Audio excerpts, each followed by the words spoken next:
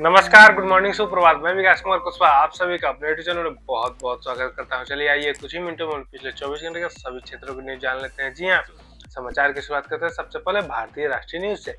भारत के प्रधानमंत्री श्रीमान नरेंद्र मोदी 2 दिवसीय मलेशिया के दौरे पे हैं, जहां पे वे रक्षा और सुरक्षा संबंधी तथा व्यापार संबंधी चर्चाएं करेंगे। बस्तर पुंडम 2026 की शुभारंभ। जी हां, भारत की राष्ट्रपति श्रीमती द्रौपदी मुर्मू छत्तीसगढ़ के जगदलपुर में आदिवासी का महाकुंभ बस्तर पंडुम 2026 का शुभारंभ की। उन्होंने इसे अपने जड़ों से जुड़ने का महत्वपूर्ण अवसर बताया। बीएमसी मेयर चुनाव। जी हां, मुंबई महानगर के बीएमसी मेयर चुनाव के लिए बीजेपी ने अपने मेयर पद के लिए रितु तावड़े के उम्मीदवारी घोषित की। वहीं डिप्टी मेयर के लिए एकनाथ शिंदे के गुट से संजय शंकर घाड़ी का नाम तय हुआ है। पप्पू यादव की गिरफ्तारी। जी हां, पूर्णिया के सांसद पप्पू यादव को 31 साल पुराने मामले में गिरफ्तार किया गया, जिसके तहत राज्य में राजनीतिक हलचल है। अब आते हैं अर्थव्यवस्था और व्यापार संबंधी समाचार जान लेते हैं। जी हां, भारत अमेरिका के बीच हुए ट्रेड डील के तो मद्देनजर रखते हुए अमेरिका ने भारत पे अतिरिक्त जो 25% का टैरिफ था उसे हटा दिया है और वहीं अन्य जो 25% था उसे 18% लाने की घोषणा भी की है। भारत के प्रधानमंत्री श्रीमान नरेंद्र मोदी ने मेक इन इंडिया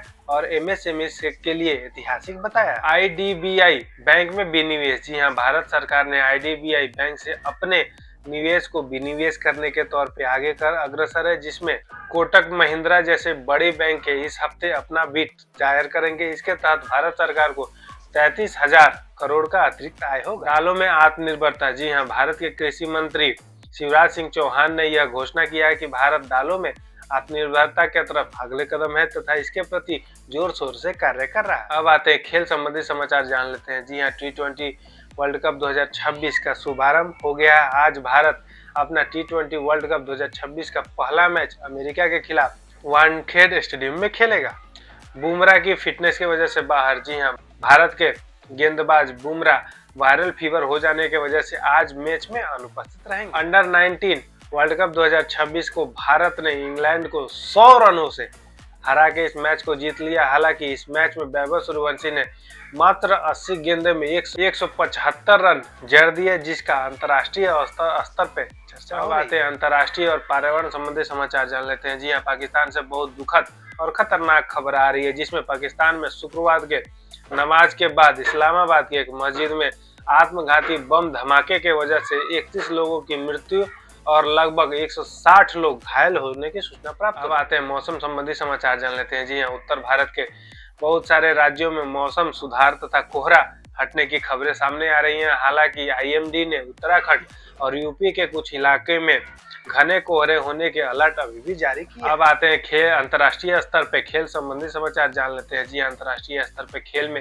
सबसे प्रमुख समाचार आ रही है मिलान कार्टिना से, जिसमें विंटर ओलंपिक 2026 का भव्य शुभारंभ। इटली में आयोजित यह विंटर ओलंपिक 2026 का थीम हारमोनिया अर्थात सामंजस्य रखा गया। अब आते हैं भू राजनीति और सुरक्षा संबंधी समाचार जान लेते हैं। जी हाँ, अमेरिका और यूएस के बीच अंतिम परमाणु समझौता न्यू स्टार्ट का समय सीमा समाप्त हो गया है, जिसके बाद अंतर्राष्ट्रीय स्तर पे यह हड़कंप मचा हुआ है कि अब अन्य देश आपस में परमाणु हथियार को काबिज करने के लिए होड़ मचाए रहेंगे, जो अंतर्राष्ट्रीय स्तर पर सुरक्षा के लिए घातक खबर है। अमेरिका और ईरान वार्ता। जी हाँ, अमेरिका और ईरान वार्ता के बीच हुए प्रथम वार्ता का समापन हो गया है, जिसे सकारात्मक बताया गया। हालांकि ईरान ने अभी भी इसमें विश्वास की कमी की बात दर्ज की है। अब आते हैं अंतर्राष्ट्रीय वैश्विक स्तर पर अर्थव्यवस्था की खबरें जान लेते हैं। जी हाँ, आईएमएफ ने विश्व का ग्रोथ रेट यानी वैश्विक ग्रोथ दर को बढ़ाकर 3.3% कर दिया है। हालांकि